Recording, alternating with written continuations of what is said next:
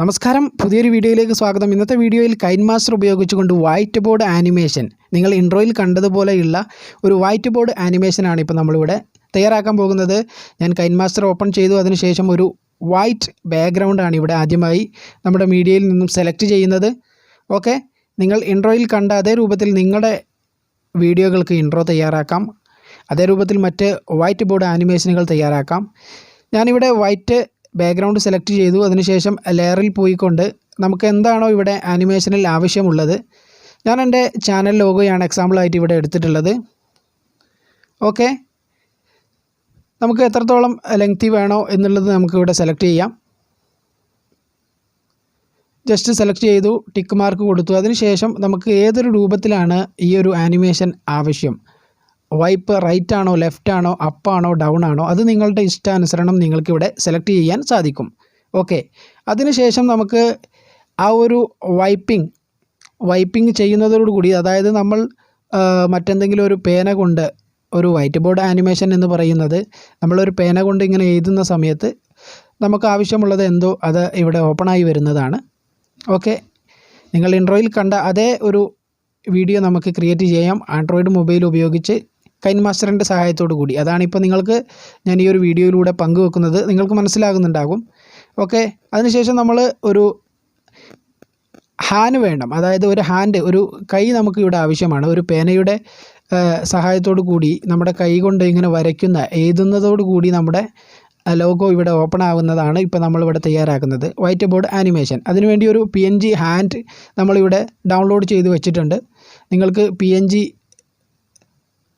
സൈറ്റുകൾ സന്ദർശിച്ചു കഴിഞ്ഞാൽ ഇതേ രൂപത്തിലുള്ള ഹാൻഡ് PNGകൾ ലഭിക്കുന്നതാണ്. അതുപോലെ തന്നെ നമുക്ക് തയ്യാറാക്കാനും സാധിക്കും. ഓക്കെ, ഇനി നിങ്ങൾ ശ്രദ്ധിക്കേണ്ടത്, ഞാനിപ്പം ഈ ഒരു ഹാൻഡ്, അതായത് പെന്നിനോട് കൂടിയുള്ള ഹാൻഡ് എവിടെയാണ് വെച്ചത് എന്നത് നിങ്ങൾ കറക്റ്റായി ശ്രദ്ധിക്കണം. അതായത് നമ്മുടെ ഈ ഒരു ലോഗോ, ഈ ഒരു പേന ചലിക്കുന്നതോടു കൂടി തന്നെ നമ്മുടെ ലോഗോ ചെറിയ രീതിയിൽ ഇങ്ങനെ ഓപ്പണായി വരും.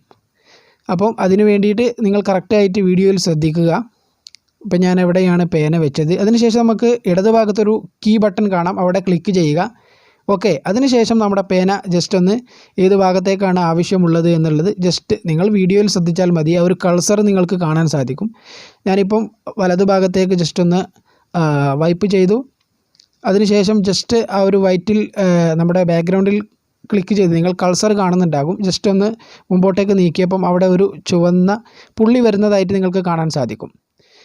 ഈ ഒരു സെറ്റിങ്സ്, ഈ ഒരു പുള്ളി വരുമ്പോൾ മാത്രമേ ഈ ഒരു ആനിമേഷൻ ഇവിടെ സെറ്റ് ആവുന്നുള്ളൂ. ഓക്കെ, അപ്പം അതേ രൂപത്തിൽ നമുക്ക് ഏതൊരു രൂപത്തിലാണോ നമ്മുടെ ഈ ഒരു പേനയും കൈയും ചലിക്കേണ്ടത്, അത് നമുക്ക് ഇതേ രൂപത്തിൽ ഇവിടെ സെറ്റ് ചെയ്യാൻ സാധിക്കും. ജസ്റ്റ് നമ്മൾ വൈപ്പ് ചെയ്യുക. അതിനുശേഷം ജസ്റ്റ് വൈറ്റ് ബാക്ക്ഗ്രൗണ്ട് കുറച്ച് നമ്മുടെ കൈ കൊണ്ട് അങ്ങോട്ട് നീക്കുന്ന സമയത്ത് ഈ ഒരു ചുവന്ന പുള്ളി നമുക്കിവിടെ സെറ്റാവുന്നത് കാണാൻ സാധിക്കും. ഓക്കെ, ഇതേ രൂപത്തിൽ നമുക്ക് എത്രത്തോളം നമ്മുടെ തുടക്കം മുതൽ അവസാനം വരെ ആ ഒരു ഫ്ലോയിൽ, അത് നമുക്ക് മനസ്സിലാവാത്ത രീതിയിൽ, മറ്റൊരാൾ കാണുമ്പോൾ വികൃതമാവാത്ത രീതിയിൽ തന്നെ നമുക്ക് ഈ ഒരു ഹാൻഡിനെ ചലിപ്പിക്കാൻ നമുക്ക് സാധിക്കും. അത് ജസ്റ്റ് നമ്മൾ ഇതേ രൂപത്തിൽ ശ്രദ്ധിച്ചുകൊണ്ട് ചെയ്യുകയാണെങ്കിൽ നമ്മുടെ ക്രിയേറ്റിവിറ്റിയിൽ ഇത് നമുക്ക് അറിയാൻ സാധിക്കും. ഓക്കെ, ഇപ്പോൾ നിങ്ങൾക്ക് ആൻഡ്രോയിഡ് മൊബൈലിൻ്റെ സഹായത്തോടു കൂടി കൈൻമാസ്റ്റർ എഡിറ്റർ ഉപയോഗിച്ചുകൊണ്ട് ഒരു വൈറ്റ് ബോർഡ് ആനിമേഷൻ തയ്യാറാക്കാൻ സാധിക്കുമെന്ന പ്രതീക്ഷയോടുകൂടി ഈ ഒരു വീഡിയോ ഞാനിവിടെ അവസാനിപ്പിക്കുകയാണ്. പുതിയൊരു വീഡിയോയിൽ പുതിയൊരു ടോപ്പിക്കുമായി നിങ്ങൾക്ക് യൂട്യൂബ് അപ്ഡേറ്റ്, വീഡിയോ എഡിറ്റിംഗ്, ഇത്തരത്തിലുള്ള വീഡിയോകൾ ലഭിക്കാൻ വേണ്ടി നമ്മുടെ ചാനലിൽ താഴെ കാണുന്ന ചുവന്ന സബ്സ്ക്രൈബ് ബട്ടൺ തൊട്ടടുത്തുള്ള ബെല്ലൈക്കൺ ഓൾ എന്നുള്ള ഓപ്ഷനും എനേബിൾ ചെയ്യുക. പുതിയൊരു വീഡിയോയിൽ വീണ്ടും കണ്ടുമുട്ടുന്നതുവരെ താങ്ക് യു ഫോർ വാച്ചിങ്.